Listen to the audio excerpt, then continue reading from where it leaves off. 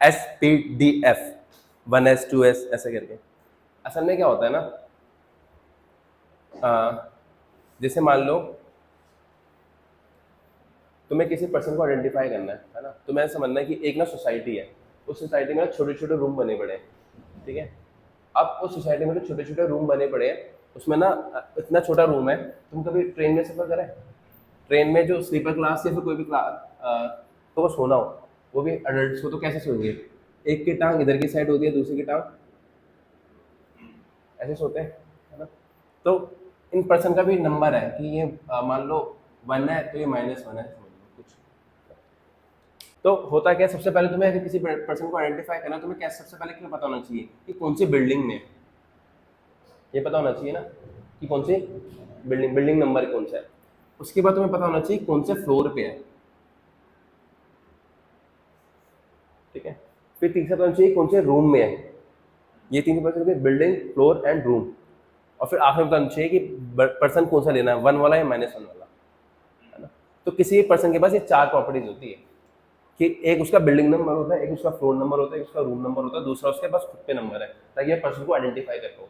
ऐसे ही एक इलेक्ट्रॉन होता है ना किसी ऑर्बिट में, तो उसके पास ये 4 चीजें होती हैं, 4 चीज होती है उसके पास, तुम पढ़ोगे बाद में, पर अभी मैं बस बता देता हूँ कि ऐसी 4 चीजें होती है किसी भी हर इलेक्ट्रॉन के लिए। ये 4 नंबर अलग अलग होते हैं। हो सकता है कोई इलेक्ट्रॉन बिल्डिंग 1 में रहता हो, कोई दूसरा इलेक्ट्रॉन बिल्डिंग 2 में रहता हो। ऐसा हो सकता है कोई बिल्डिंग 1 में फर्स्ट फ्लोर पे रहता हो सकता है कोई थर्ड फ्लोर पे रहता हो सकता है थर्ड फ्लोर में कोई फर्स्ट रूम में रहता हो सकता है कोई रूम नंबर 3 में रहता हो सकता है रूम नंबर 3 में जो रह रहा है वो एक सीधा सो रहा हो, दूसरा आया समझ, ऐसे है ये, है ना। आराम से समझाऊंगा, बट अभी हम क्या करते कैसे इसको वो देख लेते हैं। असल में ना ये प्लस हाफ माइनस ये क्यों क्यों बोला मैंने, तुमने रोटेशन और रेवोल्यूशन सुना है कभी? जो अर्थ है अपने एक्सिस पर रोटेट कर रहा है और सन के आसपास रिवॉल्व कर रहा है, वैसे इलेक्ट्रॉन एटम न्यूक्लियस के अराउंड क्या कर रहा है, रिवॉल्व कर रहा है, पर अपने एक्सिस पर रोटेट कर रहा है। अब वो रोटेशन में 2 टाइप का होता है कि वो हो सकता है क्लॉकवाइज रोटेट कर ले, तो उसके लिए जो वैल्यू होगी 1/2 होगी, और दूसरा है कि वो एंटी क्लॉकवाइज रोटेट कर ले, उसकी जो वैल्यू होगी -1/2 होगी, ठीक है। रब कर दो।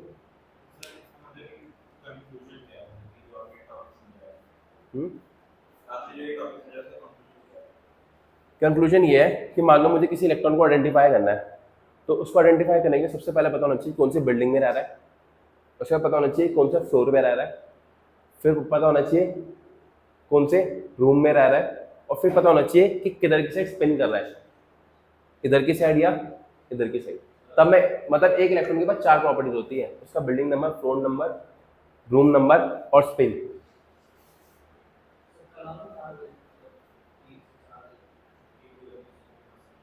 तुम 5 मिनट रुको जाएगा, ठीक है।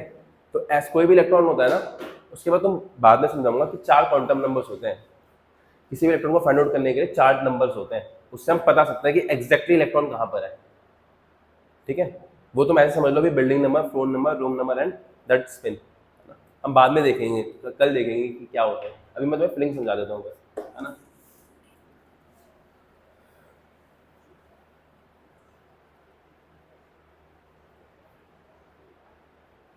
देखो जो फर्स्ट बिल्डिंग होगी ना उसमें एक ही फ्लोर है, जो फर्स्ट बिल्डिंग उसमें एक ही फ्लोर है, उस फ्लोर का नाम है एस, ठीक है। जो सेकंड बिल्डिंग है उसमें 2 फ्लोर होंगे, ग्राउंड फ्लोर, एक का नाम होगा एस, दूसरा होगा टी। जो थर्ड फ्लोर है और थर्ड बिल्डिंग है उसमें 3 फ्लोर होंगे, एस, टी, डी। और जो फोर्थ फ्लोर है उसमें, सॉरी फोर्थ बिल्डिंग है उसमें 4 फ्लोर होंगे, एस, टी, डी। इसके बाद कोई भी हो, फिफ्थ भी हो, उसका होगा एस, टी, मतलब फिफ्थ में भी 4 ही फ्लोर होंगे। फोर्थ से ऊपर किसी बस, जैसे दिल्ली में है, यहाँ पर क्या है, तुम चाहो तो एक ही फ्लोर बनाओ, चाहो 2 फ्लोर बनाओ, 3 फ्लोर बनाओ, पर 4 से ऊपर नहीं बना सकते, पता है तुम्हें बात, 4 से ऊपर नहीं बना सकते। तो 4 से नीचे ऑप्शन है पर 4 से ऊपर ऑप्शन नहीं है, ठीक है। तो फर्स्ट के बाद सिर्फ ग्राउंड फ्लोर बना सकते हैं, सेकंड में एसपी, थर्ड में एसपी डी, फोर्थ में एसपी डी। अब तुम्हें समझना है एस के अंदर ना सिर्फ 2 इलेक्ट्रॉन आ सकते हैं, इसके भी एस में 2 ही आ सकते हैं, और पी में कितने आएंगे 6, इसके एस में 2, पी में, डी में 10 आते हैं, ठीक है, एस में 2, पी में 6, डी में, एफ में 14, एस में 2, पी में 6, डी में 10, एफ में।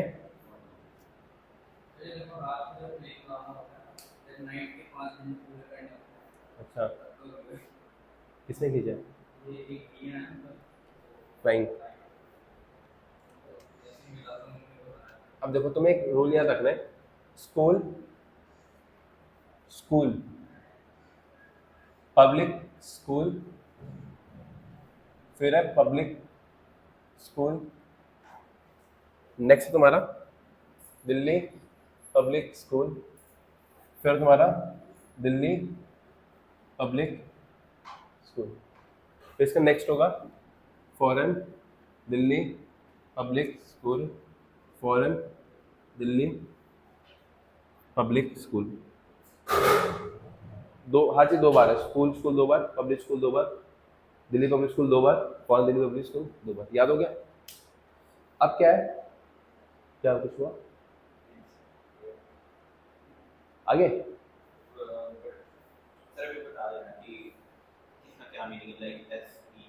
सबका मतलब बता दूंगा, अभी हम फीलिंग सीख लेते हैं। इसका मतलब मैं कल बताऊंगा क्या मतलब क्या है इसका, ठीक है ना। सबका मतलब बताऊंगा कि एस का मतलब क्या है, पी क्या होता है, डी क्या होता है, ये 2 6 है क्या। तभी हम फीलिंग सीख रहे हैं, हमें फीलिंग आनी चाहिए सबसे पहले। देखो पहला एस आया, सबसे पहले एस किसका आएगा? 1 का। अब ये एस किसका होगा? 1 का तो एस हो गया। अब ये एस किसका रहा होगा? 2 का।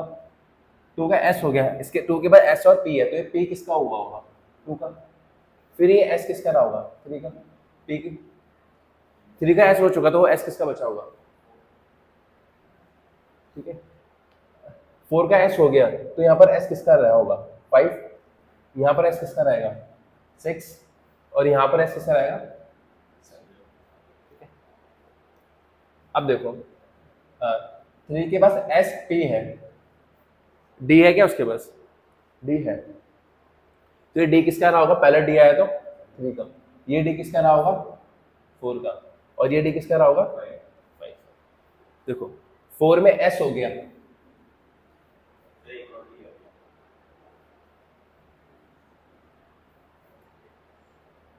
फोर में एस हो गया, ठीक है,